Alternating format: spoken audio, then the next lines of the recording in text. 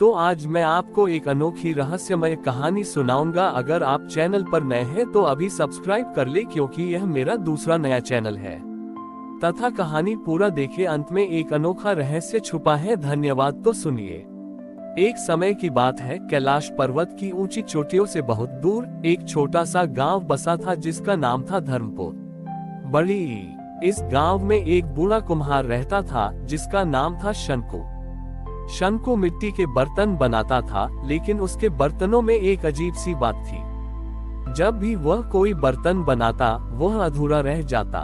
कभी उसकी थाली की किनारी टेढ़ी हो जाती, तो कभी मटका बनते बनते टूट जाता। शंकु इस बात से बहुत दुखी रहता था। गांव के लोग उसका मजाक उड़ाते थे और कहते थे, शंकु का काम ही अधूरा है। एक दिन वह बहुत निराश होकर एक नदी के किनारे बैठ गया। उसने दोनों हाथ जोड़कर महादेव से प्रार्थना की, हे प्रभु, आप तो हर कण में बसे हैं, फिर क्यों मेरा काम अधूरा रह जाता है? क्या मेरा जीवन भी ऐसे ही अधूरा रहेगा? उसी पल नदी के जल में एक अद्भुत चमक उठी और एक शांत गहरा स्वर गूंजा। ये स्वर महादेव का था। उन्होंने कहा, हे शंकु, तुम क्यों निराश होते हो? हर अधूरापन एक पूर्णता की ओर बढ़ता है। जाओ और आज अपने सबसे टेढ़े मेढ़े बर्तन को लेकर नगर के सबसे व्यस्त चौराहे पर बैठ जाओ। शंकु को समझ नहीं आया, लेकिन उसने महादेव की आज्ञा मान ली। उसने अपने सबसे टेढ़े और अधूरे घड़े को लिया और उसे लेकर नगर के चौराहे पर बैठ गया। लोग उसे देखकर हंसने लगे। एक धनी व्यापारी वहां से गुजरा और उसने शंकु से कहा, ये टूटा हुआ घड़ा कौन खरीदेगा? इसे तो कोई भिखारी भी नहीं लेगा। तभी वहां एक प्यासा संत आया। वह संत बहुत दूर से यात्रा करके आया था और बहुत प्यासा था। उसने शंकु से पानी मांगा। शंकु के पास एक ही बर्तन था और वह भी टूटा हुआ।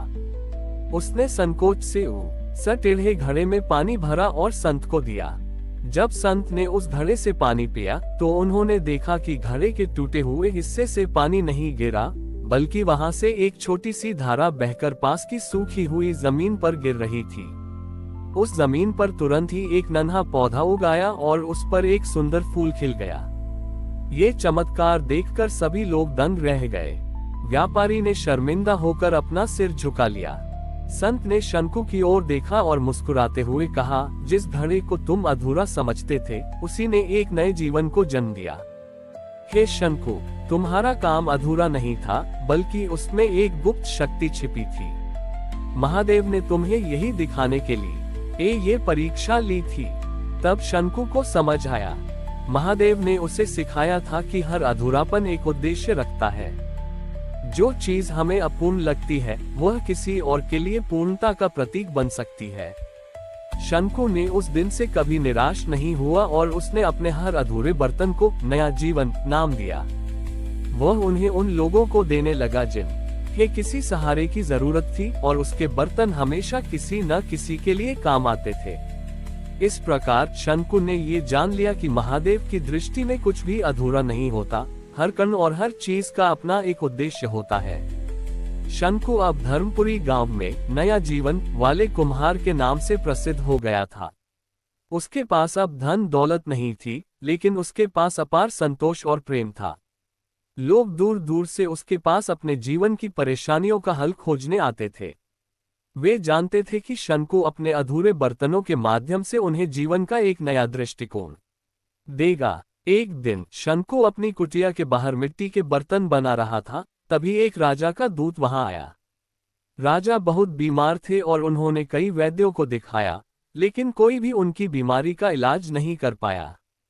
दूत ने शंकु से कहा, हे महान कुम्हार, हमारे राजा की दशा बिगड़ती जा रही है।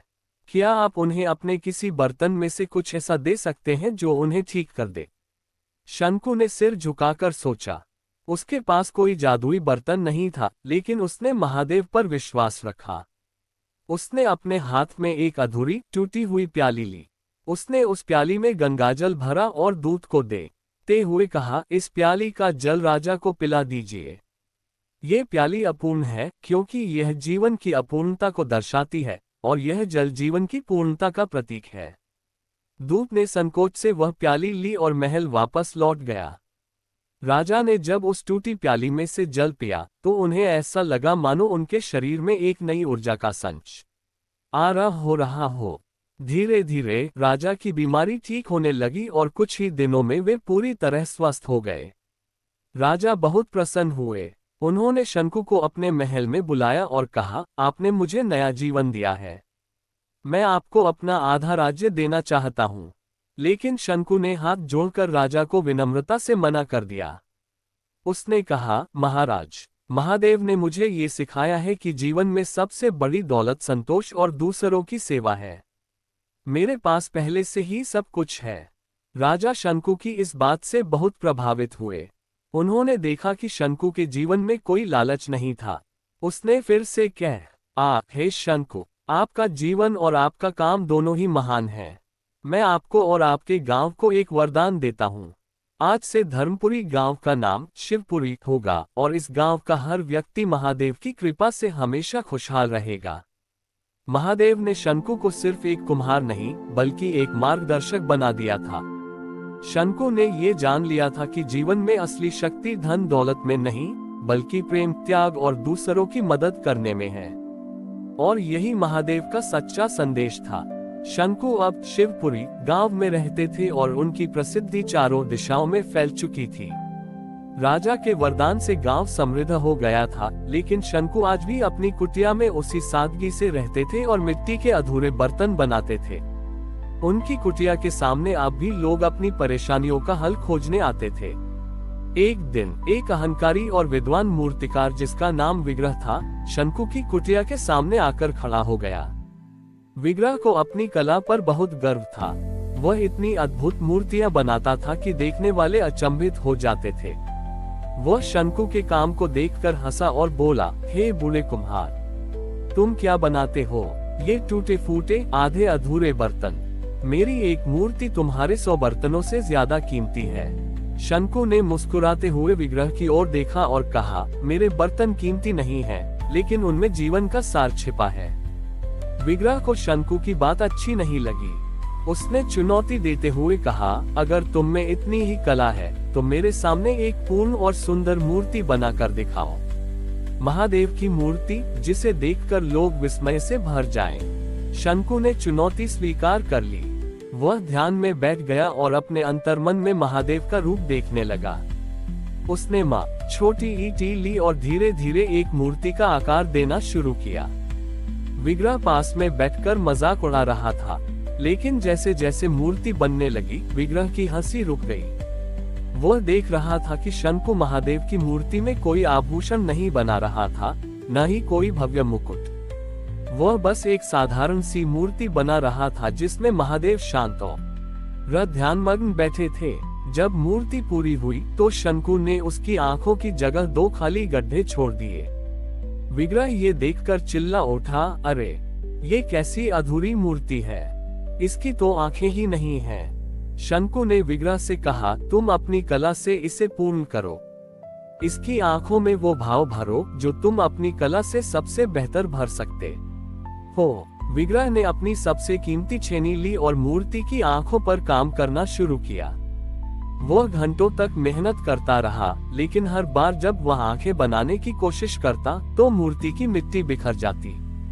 विग्रह हैरान था। वह अपनी कला में कभी असफल नहीं हुआ था। रात बीत गई और विग्रह थककर निराश हो गया। उसी समय मूर्ति के पास रखी शंकु की एक टूटी प्याली में से अचानक एक जलधारा बहने लगी। वह जलधारा मूर्ति की खाली आंखों में गई और जैसे ही जल की बूंदें पड़ी, मूर्ति की आंखों में एक अद्भुत चमक आ गई। ऐसा लगा मानो महादेव ने सच में अपनी आंखें खोल दी हों। पूरी कुटिया एक दिव्य प्रकाश से जगमगा उठी। विग्रह ने ये चमत्कार देखा तो वह धरती पर गिर पड़ा। उसे समझ आ गया था कि महादेव की पूर्णता किसी बाहरी दिखावे में नहीं बल्कि मन की सादगी और प्रेम में है। शंकु ने महादेव की मूर्ति को जानबूझकर अधूरा छोड़ा था ताकि विग्रह को ये समझ आए कि सच्ची कला बाहरी पूर्णता नहीं बल्कि आंतरिक का भाव है। विग्रह ने उस दिन अपना अहंकार त्याग दिया और शंकु का शिष्य बन गया। वह भी अब मिट्टी के अधूरे बर्तन बनाने लगा, क्योंकि उसने जान लिया था कि जीवन का हर अधूरा हिस्सा ही हमें पूर्णता की ओर ले जाता है। हमारी और भी आध्यात्मिक एवं अनोखी कहानियां देखने के लिए हमारे चैनल पर जाएं तथा धार्मिक एवं पौराणिक अनोखी कहानियां हमारे चैनल पर है।